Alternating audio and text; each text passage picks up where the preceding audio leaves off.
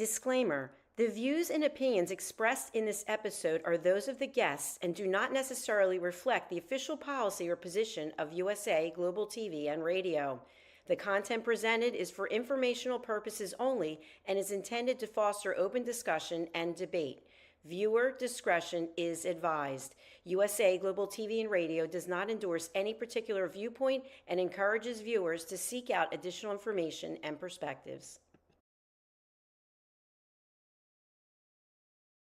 Welcome home to USA Global TV and Radio, a place where dreams take flight, with authentic storytelling, diverse perspectives and meaningful conversations, where global stories unite and bridges are built beyond all borders. Discover world-class education, entertainment, hope and inspiration. Together, we're building bridges worldwide. Subscribe to our channel, USA Global TV. Download our app, USA Global TV.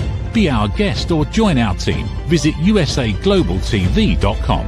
Thanks to our founder and executive producer, Dr. Jacqueline Kerbeck. Music score by Yeffy Tang from Cloud Road Music. Voiceover artist Mike Porter. Creative direction by Paul Garcia. USA Global TV and Radio, your home for global connection. All rights reserved. This video and its contents are the exclusive property of USA Global TV and Radio. Unauthorized use, duplication, or redistribution in any form is strictly prohibited. Welcome to Saving America. This is your host, Dr. David D. Schein. There's plenty to discuss. Scotus dumped some of Trump's tariffs. Contrary to the false stories circulating that Scotus is in Trump's back pocket, the High Court just handed him a major defeat. Since returning the presidency, Trump has implemented a variety of tariffs and cut a number of trade deals with those threatened tariffs in his back pocket.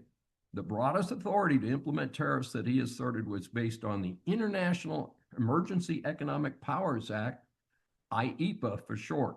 This 1977 law grants the president broad economic powers caused by a national emergency. Of course, defining the nature of those powers and the type of emergency was not spelled out. Trump said that illegal drugs from Canada and Mexico was a national health emergency and that the huge trade deficits run by the USA for decades was an economic emergency. Scotus took a structured view of that law and said while powers are granted to the president, the word tariff is not mentioned. Further, the decision said that it is the Congress that handles financial matters like this. That was the basis of the 6-3 ruling against Trump. Interestingly, the decision of the High Court includes a reference to the various laws that do allow the president to impose tariffs. Specialized tariffs such as the one on foreign steel were not impacted by the Scotus decision. Trump came out harshly criticized the decision of the court. I have an issue with this as there has been talk about harassment of SCOTUS justices at their homes, which was blamed on the Dems. If the GOP wants to take the high ground, this is not the path forward. I'm a hardcore law and order person, and the court applied the literal and obvious meaning of IEEPA. I've been concerned since the use of IEEPA was announced by the current administration that this was not a carefully thought out approach to tariffs. Let me emphasize that I support retaliatory tariffs and trade policies. America has been ripped off by our trading partners for decades. I just want to make sure that it is done right so a situation like this does not occur again. Trump has authority under the 1974 Trade Act, Section 122, to implement tariffs for 150 days unless extended by Congress. So he quickly announced a 10% across-the-board tariff under that provision. He then changed that later to 15% across the board. There are also statutes like other sections of that Trade Act, Section 201 and 301, and Section 338 of the Tariff Act all the way back to 1930. As if and how any tariff refunds will be made, that's an open issue. I've heard reported that many of the countries which have reached trade deals with the Trump administration have doubled down on maintaining them. Of course, a couple of the Dem governors who opposed Trump claimed every person in their state should get a nice refund check. That is not going to happen. Although many will get a larger tax refund due to the recently passed Trump's One Big Beautiful Bill. Another assassination attempt on Trump is the left to blame. More of what looks like political violence in America.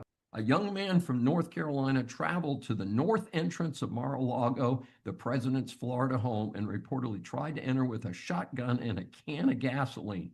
When told to stop and disarm, he put down the can, but then went into a shooting position with the shotgun and was shot dead by the Secret Service and a sheriff's deputy. Subsequent reports are that his family is pro-Trump, that he was a quiet person, and that he was not known to be a gun user. He apparently did feel that with regard to the Epstein case, not enough had been done to punish those involved. Trump and the First Lady were in D.C., not at his home at the time of this incident. On the tails of the 2 prior assassination attempts on Trump, plus a person arrested with a shotgun near the White House just a week earlier, the earlier shootings of a state rep along with her husband in Minnesota, and of course, Charlie Kirk, plus the arson attack on the governor of Pennsylvania, there is justifiable concern that political rhetoric in both directions has gone too far. Speaking for myself, I've been calling for an end to all forms of violence in our society. Time to engage in civil discourse again. Of course, I also extend that to our far too violent communities across America. We cannot accept that murders happen daily in cities across America. Trump sues major bank over debanking. Well, it's no surprise that President Trump is suing again. The defendant this time is JPMorgan Chase, the largest U.S. bank. Trump is seeking $5 billion for the big bank closing as many as 50 accounts held by Trump, his family members, and his various business interests. The bank's official position was that its actions were not political. I believe the reps of the bank originally denied that they had even done this at all. Apparently, the timing was after his January 6, 2021 speech, which has been tied to the protest at the U.S. Capitol later that day. I certainly do not defend the protesters for that day, but I have consistently noted that Trump called for a peaceful protest, not what happened. Also, what is often overlooked is that the night before, Trump offered Pelosi, then Speaker of the House, National Guard support, which she declined. While I support the concept that an independent business can decide with whom it will work, the banking industry is heavily regulated. Also, if they were going to be political, they should have said that up front and been honest. They can't have it both ways. The bank claims it was not political, stating, "We do close accounts because they create legal or regulatory risk for the company." I'll be fascinated to see how this one turns out. Millions of gallons of raw sewage dumped into the Potomac. I lived a few blocks off the beautiful Potomac River in the early 2000s. The report that 250 million gallons of raw sewage has been dumped into the river right near America's capital is disgusting, as is inexcusable. My understanding is that a 6-foot in diameter sewer pipe known as the Potomac Interceptor near Glen Echo, Maryland, failed. The Dem governor of Maryland is trying to blame Trump. Not sure how a system that is completely controlled by Dems can be Trump's fault. This is a reflection that despite the huge taxes paid and big deficits, that America's infrastructure is not being maintained. We taxpayers deserve better. The irony of the situation is that FEMA could help. But guess what? The Dems have shut down the Department of Homeland Security, which includes FEMA. You can't have it both ways, Dems. Apparently, this is not an easy repair, and the public is told it could take several months. For many of us observers, we are certainly used to the contents of raw sewage spewing out of Washington's politicians. Another late-night host caught lying. A spokesperson for such activities, Stephen Colbert, is trying to reclaim his failed career as his nightly show has already been canceled. While his actual end date is a few months from now, I'm sure it cannot happen fast enough for CBS and the public. For some unknown reason, Colbert wanted to air a private interview he did with a Dem candidate for U.S. Senate right here in Texas. The problem is that the federal equal time rules for broadcasting would at a minimum require him to include Texas Representative Crockett. Yes, that crazy person. Not sure why he would have a problem with this, other than he feels the guy would have a better shot and does not want to do anything to help his primary opponent. Well, obviously, this is fully political in nature. In any event, Colbert first went after CBS, which told him the straight story, violated the equal time rules. He then went after Fed Communications Commission, the FCC, headed by Brendan Carr. All Carr did was to confirm that CBS gave Colbert the correct information. So the old cliche applies. Nothing to see here, folks. U.S. team surprises in the Winter Olympics. I want to salute the many patriotic American athletes who competed in the 2026 Winter Olympics, which just ended. Historically, the Winter Games are not America's best opportunity to shine, so the second place overall and the many great individual performances, which were then topped by both men's and women's hockey teams earning gold, is just super. For the men, it was their first gold since 1980. Team USA at the 2026 Winter Olympics key highlights. Team USA earned more gold medals in 2026 than in any previous Winter Games with 12 golds, surpassing its long-standing record from the Salt Lake City Winter Olympics in 2002. The 33 total medals surpassed the previous U.S. record for Winter Games outside North America. America earned 34 total medals at the 2002 Winter Olympics in Salt Lake City, which remains one of the strongest USA Winter Olympic performances in history, especially notable, nice to play on home court. At the same time, early in the 2026 Games, several American athletes were identified disrespecting America. From my perspective, as someone does not unequivocally love America, they should never be on any team representing America. They can play for the pro teams, which no longer seem to care about patriotism. All rise. Our series of interviews for Saving America establishes that the world is full of interesting people. Once you hear from our next guest, I'm sure you'll agree that he deserves the moniker of interesting person. Saving America welcomes Adam Swart, who founded Crowds on Demand in 2012. He was a college student at UCLA at the time. He knew there was power in the opportunity to gather a crowd. Since then, his firm has become the leading paid protesting and advocacy firm known for organizing high-profile campaigns across the political spectrum. Before founding Crowds on Demand in 2012, Adam worked as a reporter for AOL's patch sites in product management positions at various Bay Area startup companies and as a political organizer for campaigns, including Jerry Brown's successful election as governor of California in 2010. Crowds on Demand has morphed into a producer of lobbying campaigns that have secured multi-billion-dollar cable carriage agreements, ended forms of anti-LGBT discrimination by insurance companies, obtained approvals for critical energy infrastructure, and shaped large public company mergers and acquisitions. The firm creates advocacy groups and staffs them with suitable leadership. Also provides phone banking and mass emailing services with global capabilities. His clients are regularly looking to promote their products at expos, trade shows, bolster attendance at press conferences, and create attendance-grabbing PR stunts. With over a decade of experience in public mobilization, Adam has become one of the nation's foremost experts on how modern protests are funded, staged, and weaponized for media and political impact. He's been featured on Fox News, Fox Business, News Nation, and OAN. We welcome Adam Swart for his first appearance on Saving America. David, great to be with you and your listeners. Thanks for having me. Well, we're delighted to get you to talk about something that's in the news an awful lot, especially because of what happens in Minneapolis over the last few months. There's a lot of accusations specifically about Minneapolis where people keep talking about, this doesn't look like this was an accidental deal. So it's been shared with us there's a 400% rise in paid protesters this year. Would you explain exactly how the paid protest system works, from finding the demonstrators, working through the hiring organizations, and preparing the contracts?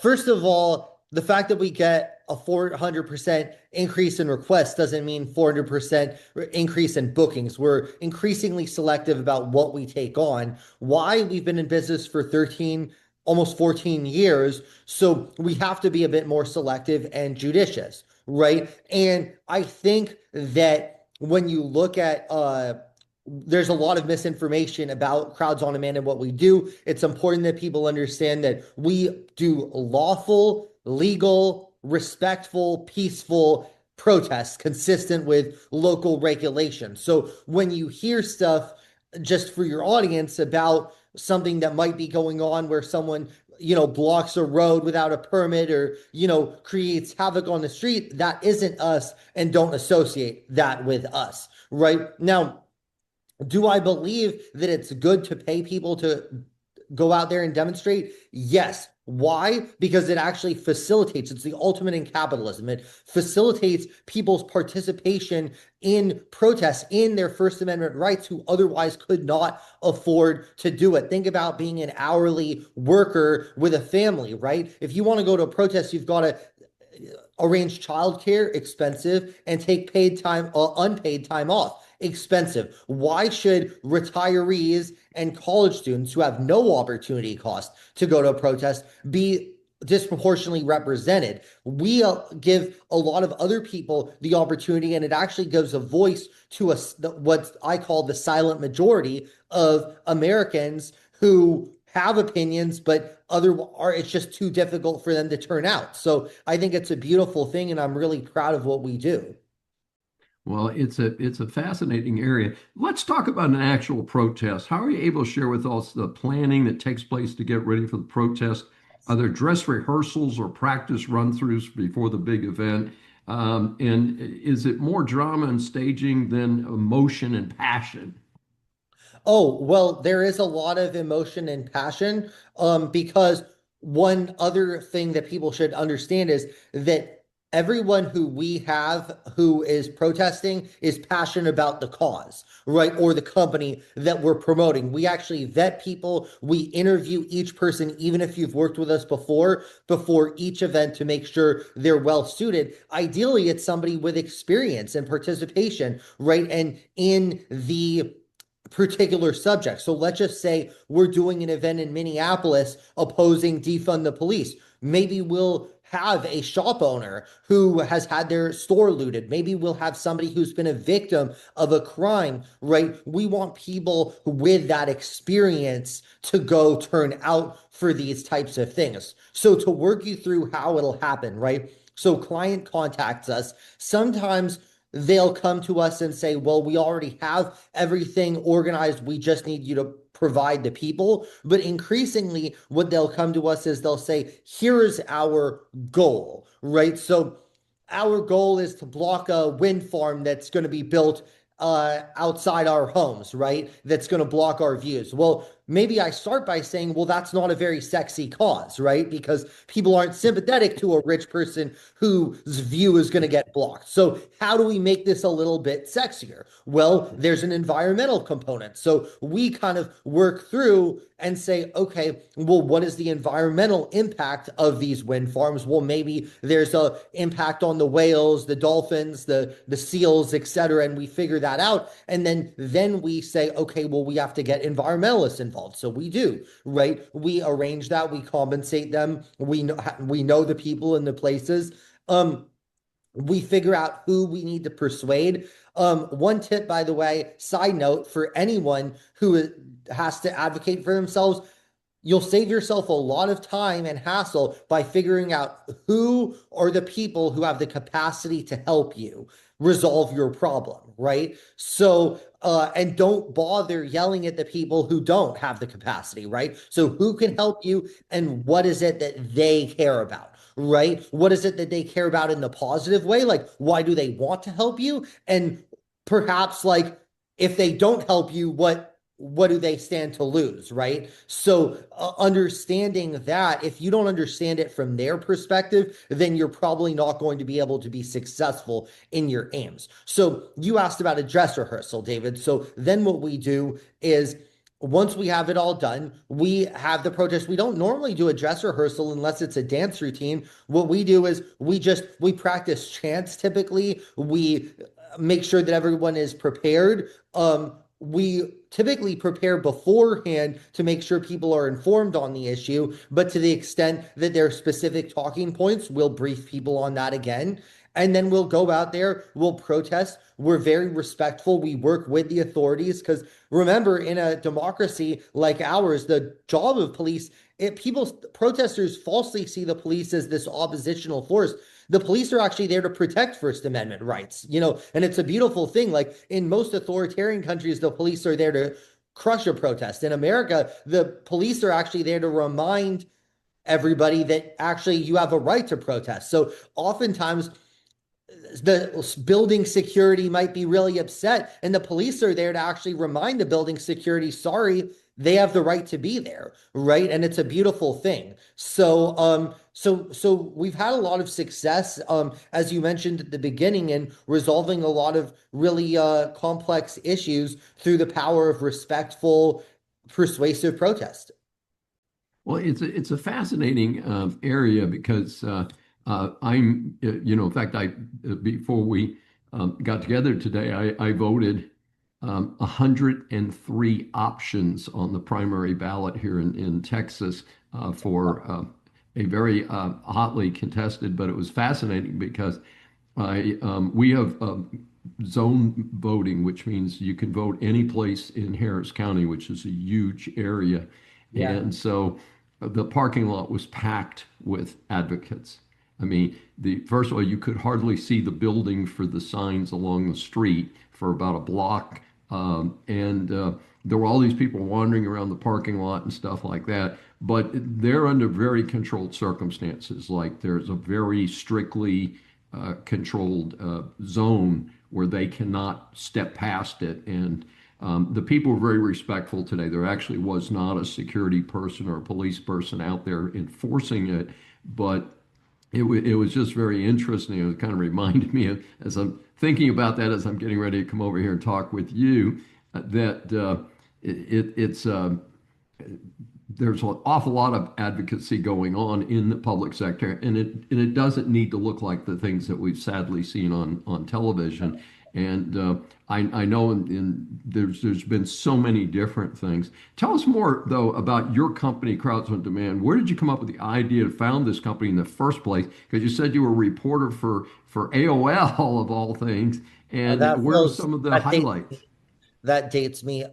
Well, at the end of the day, one of the things I learned from working on political campaigns and media and all these things is how impactful turnout and protest is, right? So number one, protest is one of the most effective things you can do because you have 20 people outside at a protest outside someone else's rally that has 1,000 people. If you play your cards right in the media, you can get equal time with 20 that they have with 1,000, right? So that's pretty good value for money. And what that does, and what protests, what rallies, what all these things do is it creates what's called earned media. So maybe you know what that is, but your audience probably doesn't. What earned media is the cost of the ads to that the cost of the ads to buy the amount of coverage you got, right? So if you want to get 3 minutes of coverage on the 6 p.m. news, what would that cost?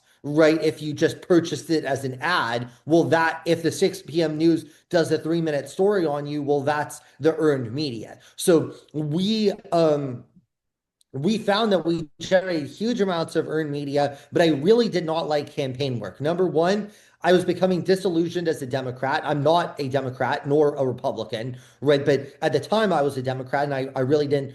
I was tired of affiliating myself with a party that I did not feel reflected my values. I felt independent was a much better label for me. So number one, there's that. Number two, I saw the value in this. So I saw that, people working for the campaigns are being woefully underpaid for the value that they're generating. And I saw that might make you laugh, but living in Los Angeles, this was before the term gig economy, right? You know the term gig economy. Well, it wasn't a term in 2012, but it was in LA and New York because you had all these out of work actors or like part-time actors who would always be looking for odd jobs. So I was like, well, what if we put actors to work doing these PR stunts and protests? And I'll admit, and it's gotten me bad press over the years, because people still think that what we do is just staff protests with actors, which that was the original business model, but we don't do that anymore. But people still give me crap over it, which is fine. But I saw that, hey, so we have a demand, right? And so when you're talking about business, you want to know that there's a demand. We saw the demand, and we know there's a supply. and that's the supply. So once you see a supply and a demand, well, why not create this business and see what happens? And we started getting a lot more demand than I thought, and we expanded from LA, then to New York, then across the country. Well, it's such a great story, and I can understand you're moving into the independent track because clearly there's been some real changes in both political parties, but the Democrat Party doesn't seem to be the party of capitalism. And what you've spelled out of your last 13 years here is a classic capitalist model of coming up with creative ideas, working your butt off, as I'm sure you have, and meeting a market need, which is kind of the classic definition of capitalism. And you have much to be proud of. I'm fascinated, and I'm sure our audience is going to be. Speaking of which, how can our audience get more information about you and Crowds on Demand? Please visit www.crowdsondemand.com, or follow me on Twitter /X at CEO Adam Swart. That's CEO and my name. I love impactful campaigns. If I could just tell you the things that I'm most interested in, making our cities better. Number one, taking on fast food, which I think is an addiction economy, right? That kills a lot of people. Taking on social media, right? And the kind of negative that social media has had, right? So those are the three things that are most interesting to me.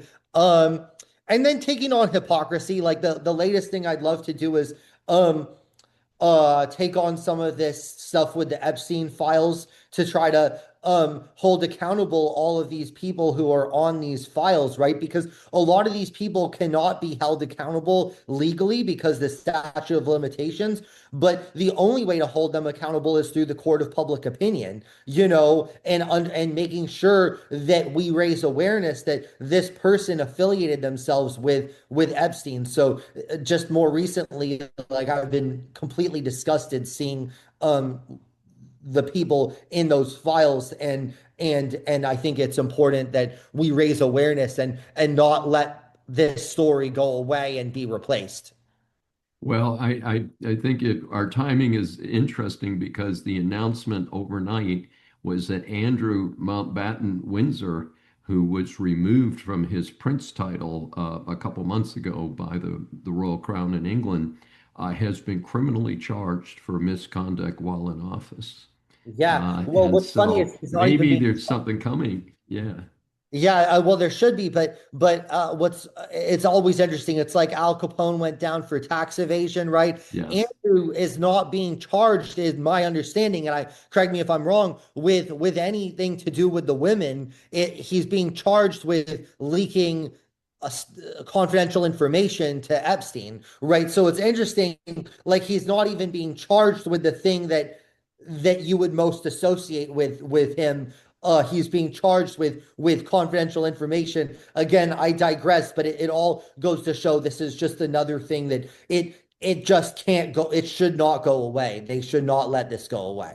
Absolutely. Well, of course, you're talking to the choir because as a parent and a grandparent, I feel so protective of my of those children and grandchildren, and Sure. it's unimaginable to me that this was something that anyone other than somebody who's emotionally deranged or very criminal would engage in such conduct. But we have to go. This is Dr. David D. Shine for Saving America. Thanks for joining us, and please subscribe on your favorite platform.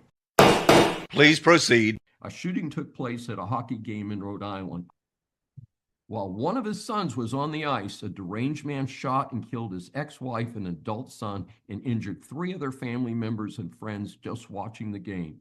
Fortunately, he was stopped before hurting even more people. The shooter then passed away from a self-inflicted wound. The shooter was identified as a trans male. This again raised the issue of mental stability for persons undergoing trans procedures. I do not oppose these procedures for adults choosing to undergo this serious procedure, but I'm beginning to question why this is happening in a number of recent high-profile cases. How does the defendant plead? Mexico tries to clean up the cartels. In what is good news for both America and Mexico, Mexico's army went after Jalisco, new generation cartel leader known as El Mencho. While the plan was to arrest him in a bloody battle that followed, he was killed. Given that retaliation may follow, the U.S. Embassy warned Americans in Mexico to be alert. I have had Mexico on my do not travel list for well over a year now due to reports of kidnappings of Americans there. The news reports indicated this gangster had a $15 million bounty on his head from the U.S. State Department. This cartel was known for being the most violent and even attacking the Mexican military. It was equipped with army-type weapons. Reports are that 25 members of the Mexican army were killed during the battle. This is an awful statistic, and I hope that Mexico will continue to go after the cartels, but use overwhelming force to limit their losses for law enforcement. Motion denied. Interesting tech news. A portable nuclear reactor. The U.S. Department of Energy and Defense moved by air a small nuclear reactor from California to Utah. The purpose of the flight was to demonstrate the ability to quickly move this type of power source in a time of need. The reactor was not charged with nuclear power rods at the time. These are being promoted as much more efficient than portable diesel generators. I'm happy to see this as a proponent of nuclear energy for power production. We have a surging need for energy due to AI and the future quantum computing. So such energy source development is crucial. This, of course, is in addition to exploiting fossil fuels until they run out. My projection is around 2050. Please raise your right hand. Time's up for Iran. Trump has dispatched 2 aircraft carriers and multiple military assets to surround Iran. Iran, in the meantime, despite continued talks, has not reached a deal. I'm not too concerned about that, as the current whack jobs running Iran cannot be trusted to tell you what time it is. Protests have broken out again throughout the country. I think it's time to deliver another strategic blow to their military facilities, and hopefully that will afford the Iranian opposition what they need to take over from its failed pretend government. The finances of this country are already in ruins, but these clowns continue to threaten the most devastating force presently in the world. Objection, Your Honor. Caffeine may help reduce dementia risk. That's right, folks. For the majority of Americans who are already addicted to their daily coffee and tea, they may be lowering their chances of developing dementia. This is based on a recently released long-term study. The target is 2 to 3 cups a day. The medical reports are tied to 2 long-term studies that covered more than 131,000 study participants. Sadly, for decaf drinkers like me, the value apparently comes from the caffeine, not just the coffee or tea. I note that one of the reasons that I drink decaf is to lower the impact on blood pressure, so caffeine is not all good news. However, speaking of good news for coffee drinkers, a different study found that the risk of developing type 2 diabetes was reduced for coffee drinkers. May I remind you, you're still under oath. Business students, business persons, or consumers, business law impacts much of what you do. This segment is designed to help you get past the headlines on key stories. The Supreme Court upholds TikTok ban if not sold by Chinese owning company ByteDance, and that's BYTE, as in computer bytes. In a long-awaited final legal step, Scotus upheld the law passed by the U.S. Congress in April of 2024, requiring TikTok to be divested by its Chinese holding company, ByteDance. The law is called the Protecting Americans from Foreign Adversary Controlled Applications Act. Yes, that's a mouthful, folks. And it was effective January 19th, 2025, right, the day before the inauguration. That law makes it unlawful for any company in the U.S. to provide services to, distribute, maintain, or update the social media platform TikTok, unless U.S. operation of the platform is severed from Chinese control. Petitioners are 2 TikTok operating entities and a group of U.S. TikTok users. SCOTUS considers whether the act as applied to petitioners violates the First Amendment. The court stated in its decision, Congress has determined that divestiture is necessary to address its well-supported national security concerns regarding TikTok's data collection practices and relationship with foreign adversary. The law does not violate petitioners' First Amendment rights. A number of business professionals have commented that the owner ByteDance could have resolved the issue before mid-January, but instead, so-called played a game of chicken with the federal court system. In this particular case, the act was not addressing content on the app, which would have implemented or implicated that First Amendment. The law was designed to protect the millions of American users from being spied on by the Chinese government. One concern, of course, is that some users have opened new accounts on Chinese-controlled Red Note.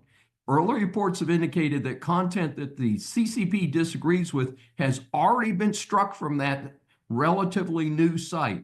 The problem could be that the act would need to be frequently updated to include other Chinese-based social media sites.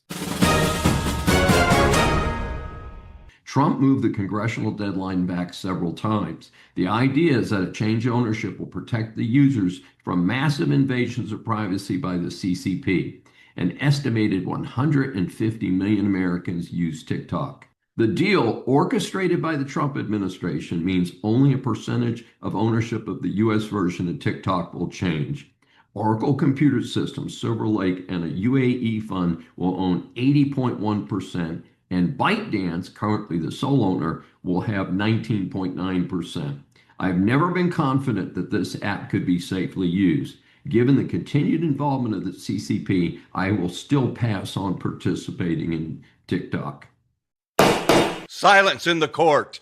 Sean Combs found guilty of transporting prostitutes. Sean Combs, also known as Puff Daddy and P. Diddy, was a successful rapper who turned his music enterprise into a hip-hop operation at one time estimated to be worth as much as $700 million. Due to the well-reported legal issues that resulted in his incarceration, his estimated net worth was then about $400 million. With 2 guilty verdicts following the trial, current estimates are more along the lines of $90 million. Still nothing to sneeze at. Combs was accused of multiple federal offenses, including racketeering conspiracy, sex trafficking by force, fraud, or coercion, and transportation to engage in prostitution. The racketeering conspiracy carries a maximum sentence of life in prison, as does sex trafficking by force, fraud, or coercion, along with a mandatory minimum sentence of 15 years in prison. Transportation to engage in prostitution carries a maximum sentence of 10 years. All told, Combs, now 55, could have faced life in prison. Combs was arrested and held in federal jail in New York since September 2024. Despite his attorneys offering to post huge bail amounts, he was denied bond repeatedly due to the court's concern that he would use his wealth to flee prosecution. In an unusual trial approach, his defense team presented no witnesses for the defense after the prosecution presented its detailed case. I've read numerous reports of the many allegations against Combs. They include hiring people to help at parties, and then they claimed they were forced into sex performances that were recorded. Some of the most serious allegations include his beating of a former long-term girlfriend, where there has been video produced. His defense was mainly that all the sexual conduct was consensual. In any event, the jury found him not guilty of the 3 more serious charges, but found him guilty of 2 counts of transportation to engage in prostitution. Each count could still result in 10 years imprisonment, so the maximum could total 20 years. Experts estimate that a sentencing verdict could be 5 to 6 years, however. An odd footnote to the case is a report that the federal government spent $10 million to prosecute Combs. 30 years ago, and under quite different conditions, I vividly recall the arrest and trial of former football player O.J. Simpson. Of course, he was accused of a double murder and later won a jury trial verdict in the fog of the Rodney King riots in Los Angeles. That is not the case here. I'll allow it. The economy, good news, bad news. The second quarter GDP, the gross domestic product, a broad measure of the success of the U.S. economy, was a surprising 3% in the second quarter versus an expected 2.7%. This would seem to indicate that the Trump tariffs were not the killer that the Dems hoped that it would be. Now, think about this for a minute, folks. The Dems are rooting against the rest of us Americans and hoping that things will go bad. Further, even better news, part of the reason for the increase was an increase in buying American goods. However, Trump continued to rail against Fed Chair Powell for not lowering the Fed rate. Nothing new there. The Fed board just voted 9-2 not to change the rate. 2 commissioners have now come out in favor of the cut in conflict with Powell. This is not good news, as the housing market, a major part of our economy, needs lower interest rates to kick it into high gear. It is very depressed at the moment. As I recently noted, while inflation is not terrible at 2.7%, it's still well above the 2% Fed target. So that is the rationale to keep the Fed rate higher. Powell, by the way, still has 10 more months at the Fed. Order in the court. Violence continues to scar America. Virtually the whole world knows there was a tragic shooting in New York City financial district. A deranged shooter from Las Vegas drove all the way to New York City with a high-powered rifle and then double parked his car in Manhattan. Photo shows this fairly young man calmly walking to the high-rise. He killed an off-duty policeman who was guarding the lobby and shot up the lobby. 3 more people were then killed and another man very seriously wounded. In a gift to the public, the shooter committed suicide. His suicide note that he's incurred a brain injury playing football. He reportedly, the target, he wanted to shoot up the NFL, even though he never played even college football, much less pro ball. About the same time, news broke of a sudden rumble in downtown Cincinnati that found 2 white people beaten badly by a crowd of black persons. There is some controversy about the white male who was beaten. Whatever happened there, a white woman tried to render aid to the man once he was on the ground, and she is sucker punched unconscious. That part is very clear in the videos of the incident. A handful of black suspects have been charged. So the racial overtones of this are disconcerting on top of the violence itself. A sad aspect of this was that people stood around and filmed the melee with their smartphones, but only one person in that crowd called the police.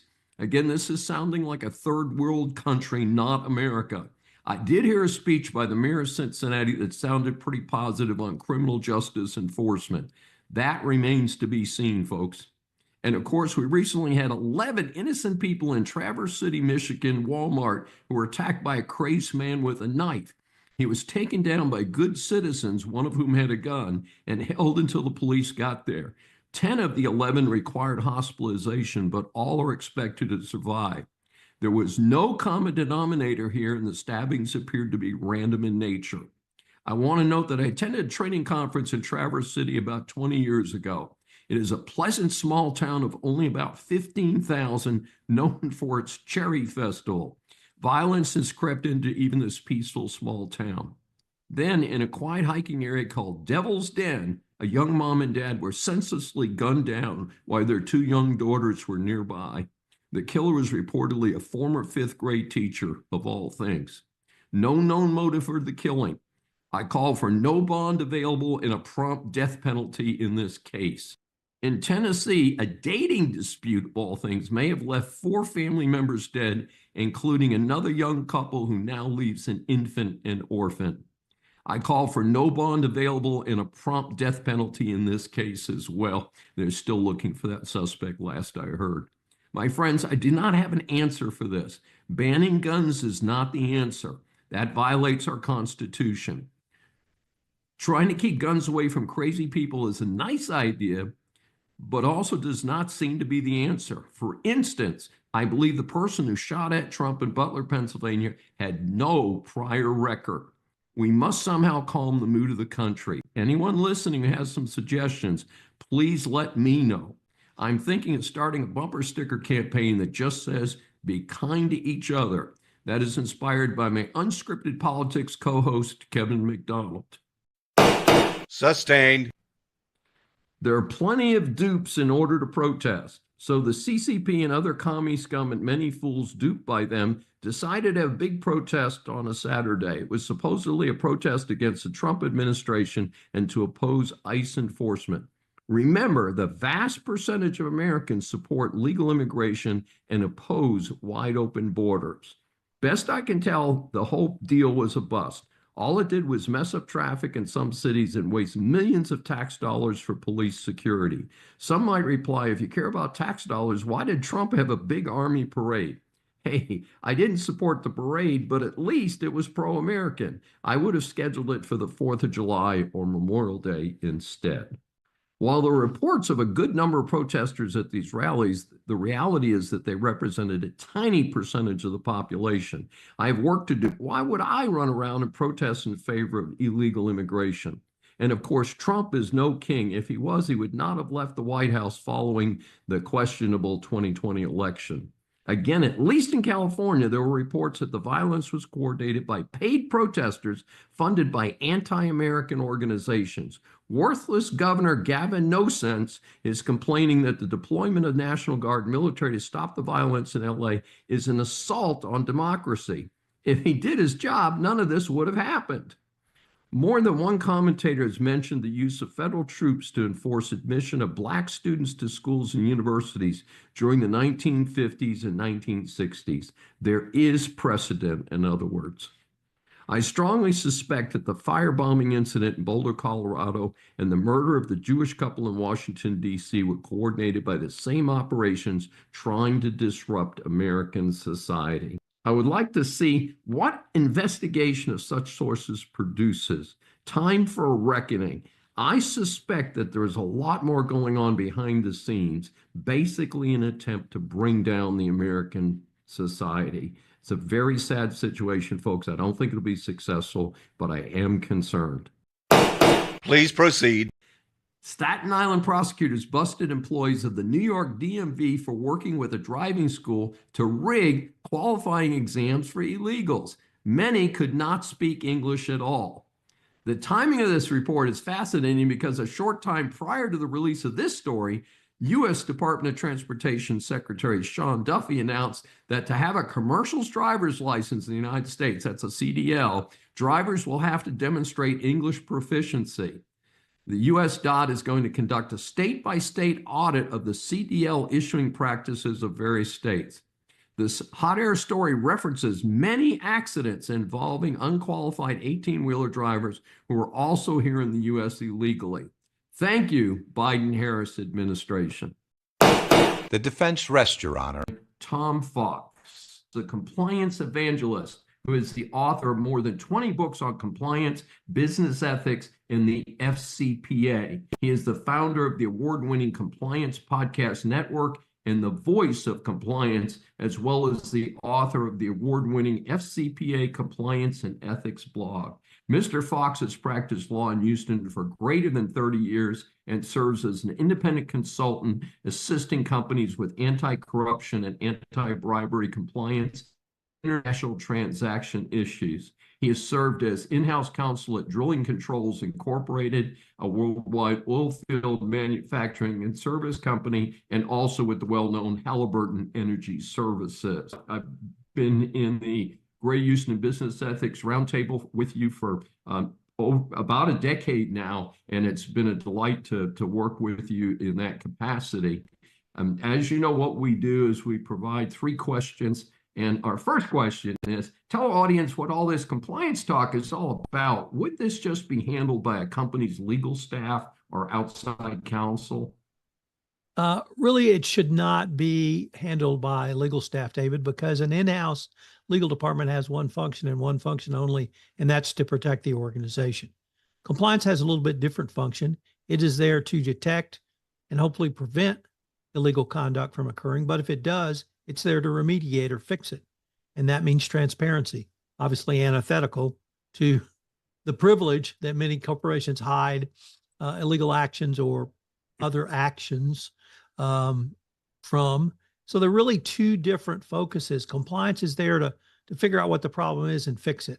And that it speaks to the difference, but the greater compliance obligations are generally around a set of regulatory or legal obligations. So they flow from that. And then how do you actually comply with those and inculcate those into the very culture of your organization?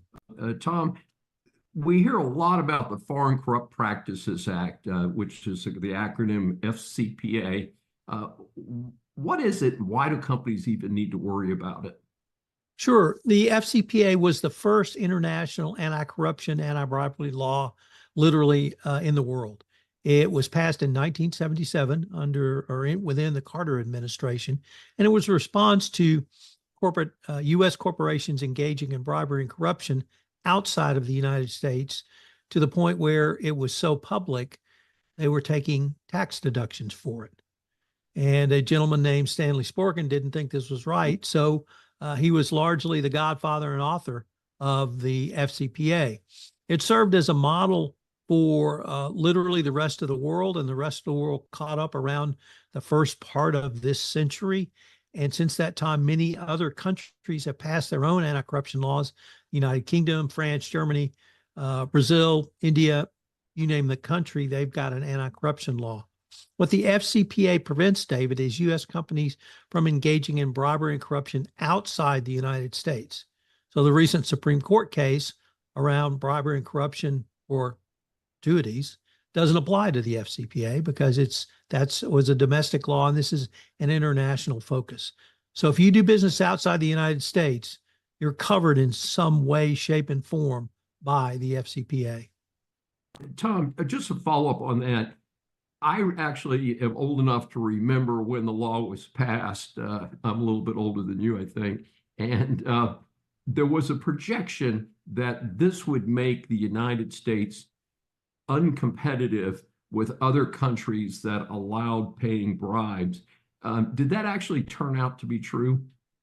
You know, David, not only did that turn out not to be correct, but the entire storyline got flipped because the OECD and other international organizations saw the power of preventing corruption at the local level outside the United States. And the world loses $3 trillion each year to bribery and corruption. So it's a huge economic problem.